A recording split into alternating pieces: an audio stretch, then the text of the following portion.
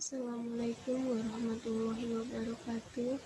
Perkenalkan, nama saya Intan Rahmawati dengan NIM 20218033 dari Program Studi Pendidikan Guru Sekolah Dasar kelas 2A Universitas Muhammadiyah Purworejo.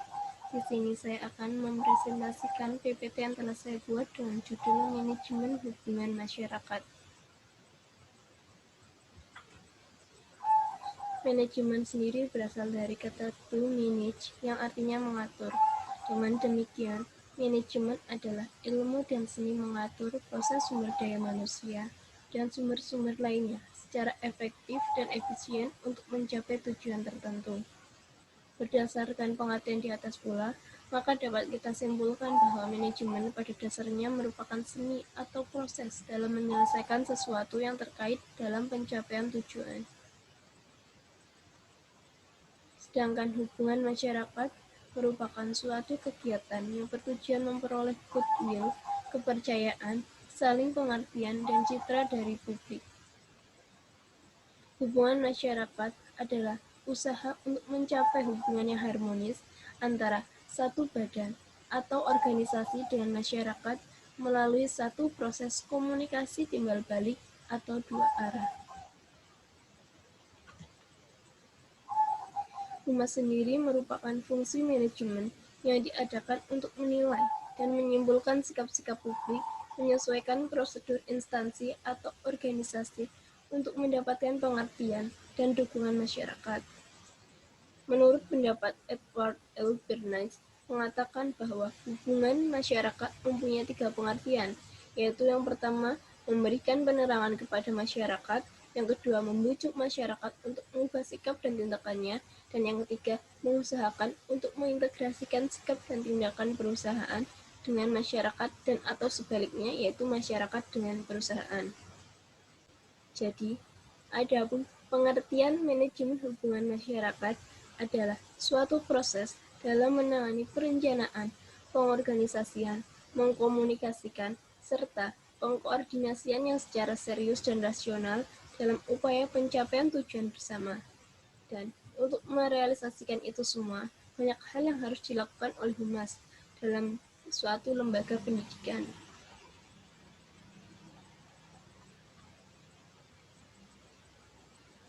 Fungsi hubungan masyarakat.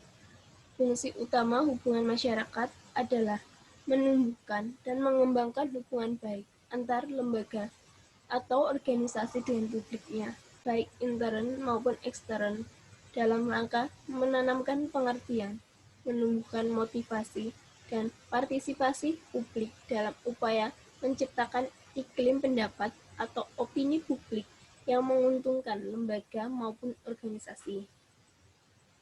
Fungsi humas ini diharapkan menjadi mata dan telinga, serta tangan kanan bagi top manajemen dari organisasi atau lembaga pendidikan.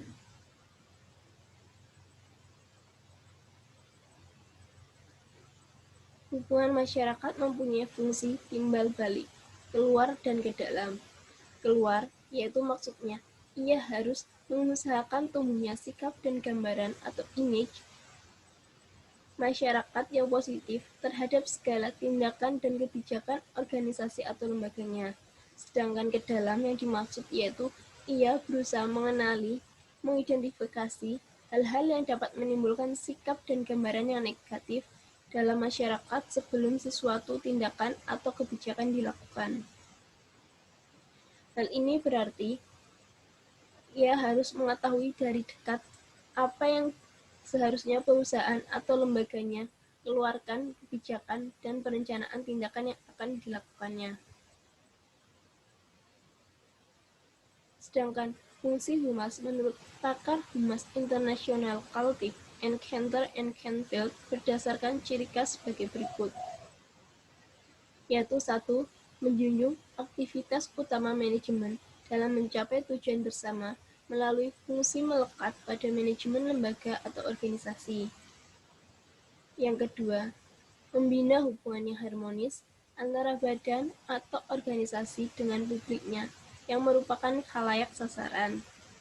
Yang ketiga, mengidentifikasi segala sesuatu yang berkaitan dengan opini, persepsi, dan tanggapan masyarakat terhadap badan organisasi yang diwakilinya, dan atau sebaliknya. Yang keempat, melayani keinginan publik dan memberikan sumbangan saran kepada pemimpin manajemen demi tujuan dan manfaat bersama. Yang kelima, menciptakan komunikasi dua arah atau timbal balik dan mengatur arus informasi, publikasi serta pesan dari badan atau organisasi ke publiknya atau sebaliknya demi tercapainya citra positif bagi kedua belah pihak.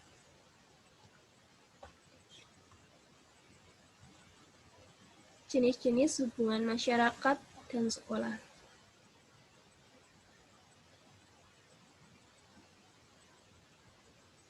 Jenis hubungan masyarakat dan sekolah itu digolongkan menjadi 3 jenis, yaitu yang pertama, hubungan edukatif, yang kedua, hubungan kultural, yang ketiga, hubungan institusional.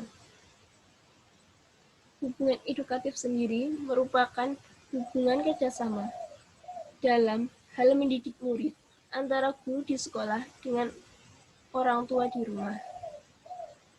Adanya hubungan ini dimaksudkan agar tidak terjadi perbedaan prinsip atau bahkan pertentangan yang dapat mengakibatkan keraguan pendirian dan sikap dari peserta didik maupun anak. Sedangkan hubungan kultural, yaitu usaha kerjasama antara sekolah dan masyarakat yang memungkinkan adanya saling membina dan mengembangkan kebudayaan masyarakat tempat sekolah ia berada. Untuk itu diperlukan hubungan kerjasama antar kehidupan di sekolah dan kehidupan di masyarakat. Kegiatan kurikulum sekolah disesuaikan dengan kebutuhan dan tuntutan perkembangan masyarakat. Demikian pula tentang pemilihan bahan pengajaran dan metode-metode pembelajarannya. Sedangkan hubungan institusional ialah hubungan kerjasama antara sekolah dengan lembaga-lembaga atau instansi resmi lain, baik swasta maupun pemerintah, seperti hubungan kerjasama antara sekolah satu dengan sekolah yang lainnya, kepala pemerintah setempat, ataupun pemerintah-pemerintah dari perusahaan-perusahaan negara yang berkaitan dengan perbaikan dan perkembangan pendidikan pada umumnya.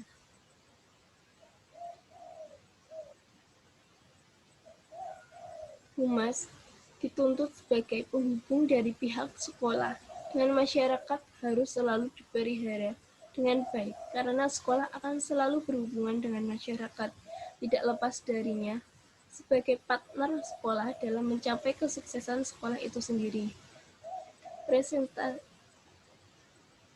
Prestasi sekolah semakin tinggi di mata masyarakat jika sekolah mampu melahirkan peserta didik yang cerdas, berkepribadian, dan mampu mengaplikasikan ilmu yang diperolehnya dalam memajukan masyarakat. Tugas pokok hubungan masyarakat. Tugas pokok hubungan sekolah dengan masyarakat dalam pendidikan antara lain yaitu yang pertama, memberikan informasi dan menyampaikan ide atau gagasan kepada masyarakat atau pihak-pihak lain yang membutuhkannya. Yang kedua, membantu pemimpin yang karena tugas-tugasnya tidak dapat langsung memberikan informasi kepada masyarakat atau pihak-pihak yang memerlukannya. Yang ketiga, membantu pemimpin mempersiapkan bahan-bahan tentang permasalahan dan informasi yang akan disampaikan atau menarik perhatian masyarakat pada saat tertentu. Yang keempat, melaporkan tentang pemikiran-pemikiran yang berkembang dalam masyarakat tentang masalah pendidikan. Yang kelima, membantu kepala sekolah bagaimana usaha untuk memperoleh bantuan dan kerjasama. Yang keenam, menyusun rencana bagaimana cara-cara memperoleh bantuan untuk kemajuan pelaksanaan pendidikan. Adapun peran masyarakat dalam pendidikan menurut Zulkarnain Nasution sebagai berikut, yaitu 1.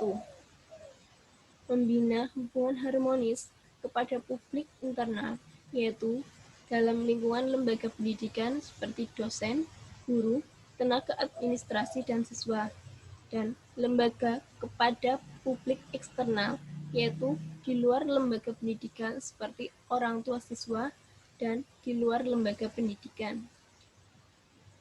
Yang kedua, membina komunikasi dua arah kepada publik internal, yaitu dosen maupun guru, karyawan, dan mahasiswa maupun siswa, dan publik eksternal, yaitu lembaga luar atau instansi, masyarakat, dan media massa, dengan menyebarkan pesan, informasi, dan publikasi hasil penelitian dan berbagai kebijakan-kebijakan yang telah ditetapkan pemimpin.